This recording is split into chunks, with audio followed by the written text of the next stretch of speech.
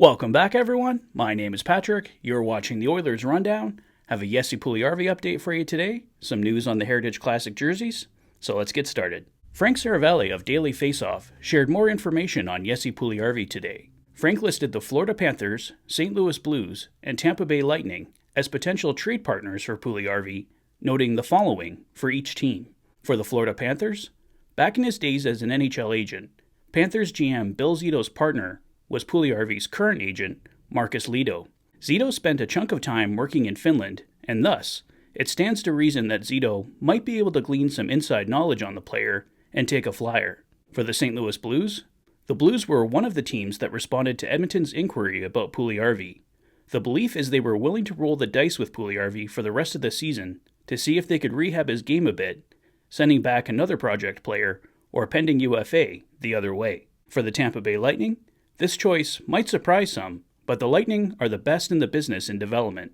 They like to take swings and buy distressed assets, such as Philippe Myers from Nashville. If anyone can carve out a role for a fast, hard-working player, it's the Lightning. The cost would be essentially free, and Puljujarvi can be re-signed for relative pennies compared to what he is earning now. Frank also listed the Blackhawks, Sabres, Ducks, Coyotes, Canadiens, and Blue Jackets as teams that could take Puljujarvi in a cap dump. As I mentioned yesterday, a return for Kailer Yamamoto from long-term injured reserve is looming for February 12th. So whether it's a trade or an appearance on the waiver wire, something will need to happen with Jesse Puljujarvi soon, provided the Oilers don't run into any further injury issues. With the Oilers being linked to Niko Mikkola and Noel Acciari of the St. Louis Blues recently, and with the Blues' noted interest in Puljujarvi, they look like the most likely trade destination at this point. Appearing on the Oil Stream podcast, noted TSN insider Tom Gazzola revealed more information on the Oilers jersey they will be wearing in the upcoming Heritage Classic on October 29th, and some more info on the reverse retro jersey from this season. Here's the clip where he discusses the jerseys, courtesy of Dustin Nielsen and Tom Gazzola of the Oil Stream. You know, Yaremchuk had some really good information on the jersey and the kind of the motivation behind it for the Heritage Classic uniform, and I've seen it. I'm not supposed to give away too much. I saw the renderings, and then last week I was actually shown the physical jersey. One was sent to be looked at by the equipment managers to get their final blessing.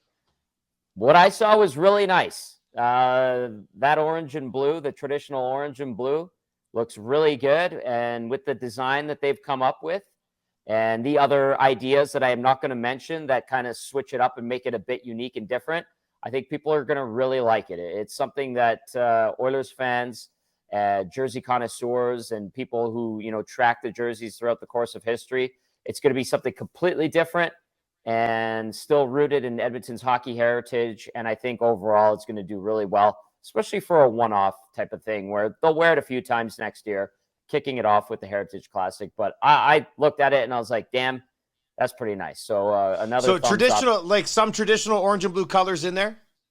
The traditional orange and blue colors in there, yeah, like right. the ones that they wear for their home and away. That's the colors. And the reverse retros that we just saw, they could have looked very different as well, right? Yeah. So I did report in the off season that there was a white one designed, and a lot of people kind of ran with that idea. A lot of people like the idea of the white reverse retro. It is true. It was designed. It never came to fruition, obviously. I also found out that there was an orange reverse retro McFarland designed as well. So you had the blue option, the white option, and the orange option.